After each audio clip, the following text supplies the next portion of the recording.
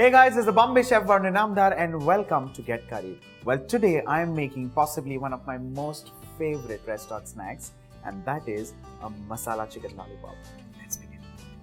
First things first is to show you how to actually process a raw chicken and convert this little wing into a lollipop. Well, you'll be surprised to actually know that this will not just give you one lollipops, but actually two lollipops, and the winglet part can actually be reserved for your wonderful sticky barbecues. Well, this part is called the shoulder, this one is the wing, and the tip here is the winglet. And like I said, the winglet makes wonderful barbecues. What you need to do is lay this straight on the cutting board, and with the help of your index finger, you need to actually touch the bone and try to figure out a niche between the two bones.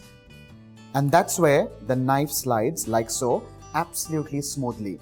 The moment you find a little bit of resistance, that's not the niche that needs to be cut. Remember that. The second one is actually quite easier because what you need to do is hold the two sides and twist it on the opposite side. What happens with this is the bone actually cracks open right at the joint. It's easier to find the joint like so. That's where the joint is now. That's where the knife slides and comes out absolutely clean in one cut. Well, now this will actually create two lollipops, and this one, for now, for this recipe, gets discarded. Now, in the wing, there are actually two bones. One is a thicker bone and one is a thin bone. The purpose of a lollipop is a stick, which in this case is a bone, and a clumped up part of the meat, which actually forms the meat part.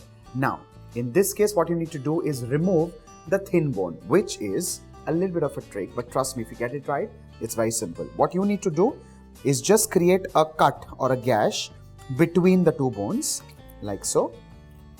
So here you see, the bone is now split and divided in two parts.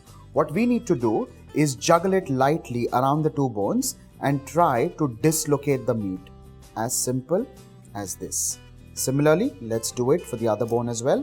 Now, if you see, this bone is separated from this bone and the meat has almost come to one side. The next step is to insert your fingers and clump all of it together like so.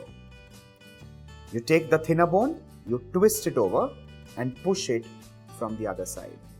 That's where this comes out nice and clean, and all the meat is actually clumped onto this. Now, the next step is as simple as cleaning the bone, because of course after this gets fried, you need the stick to look nice and clean and the meat needs to clump on one side. That's as simple as taking the blade of the knife and scraping it up.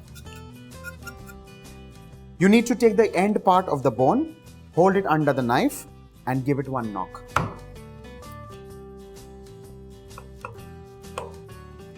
You pull all of this on one side, the bone is sticking out, you roll it like so, and with this you have chicken lollipop, which is raw yet done and ready.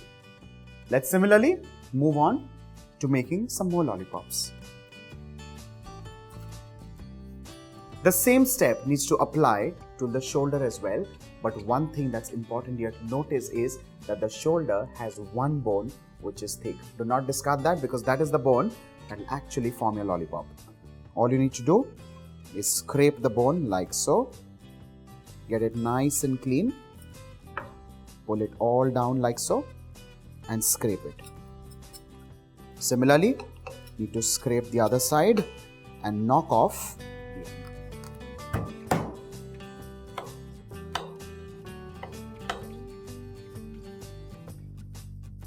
So this one is the shoulder and this one is the wing. With this, our chicken lollipop is of course processed and ready. Let's move on to the next step, and that is marinating. Well, the marination will also end up doubling as a batter. So let's see how that's made. The first thing that goes in a deep bowl is of course an egg. For the batter to become nice and thick and of coating consistency, I'm adding in refined flour or all-purpose flour. While in the wake of making it absolutely thick, do not end up adding more of this. You have a detailed recipe in the description box below. Please follow that. To make the lollipop nice and crisp, I'm adding in cornstarch. The next ingredient is a recipe by itself, and that is Schezwan sauce or Schezwan chutney. Well, this is a recipe that I've taught you in the past, and the recipe is there in the description box. I'm adding all of this because I want this to be absolutely nice, chutpata and fiery. I'm adding in just a touch of light soy sauce. This also has salt, so remember this while adding salt. To this, I'm adding in paste of ginger and garlic. To spike this up and give it some wonderful color, I'm adding in Kashmiri red chilli powder. To spike this up further, I'm adding in some Garam Masala powder, and that's where Chicken Masala Lollipop, the name comes in from. It's got chilies, it's got Garam Masala, it's got Shezwan, it's got ginger garlic. But what's important here is the look of it, and it's going to be a little knobbly, a little crusty. It's going to be deep red, and it's going to have these specks, and those specks are actually spring greens. Well, this is a combination of spring greens and onions. Do not overdo this again because you want it speckled here and there. Instead of this, you can also add in coriander. You can take the stem and the leaves, lesser of the leaves, more of the stem, and create a combination. You can add that. To this, I'm adding in salt. Remember the fact that this is the only time you're going to add salt into this recipe. So the salt has to be just perfect. To this, I'm adding in freshly cracked black pepper. Let's mix all of this wonderfully together. Ensure that it's lump-free to begin with. It will look like a very thick batter.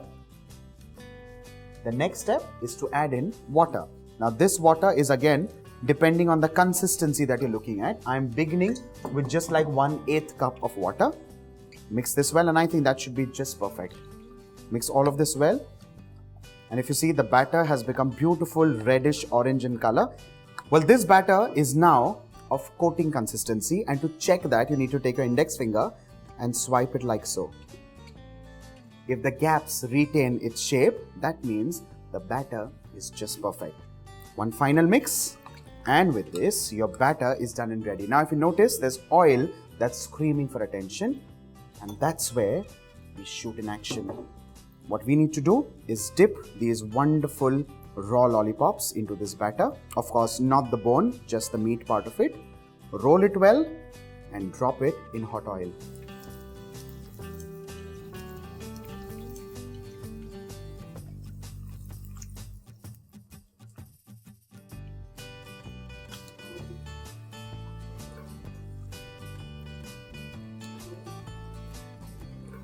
Well, this is going to fry gloriously for 7 to 8 minutes on medium to low flame. Remember the fact that this is actually a lump of clotted and collected skin and meat. So it'll take a little time more and further for the heat to seep in. Well, this now is fried and ready, and it's just perfect. Let's remove this on an absorbent tissue paper so that all the excess oil kind of drains away. With this, off goes the flame, and the chicken lollipop straight goes on the platter. And this, trust me, goes amazingly well with a spicy chutney. Well, I'm using Shezwan, of course, but you can use any chutney of your choice.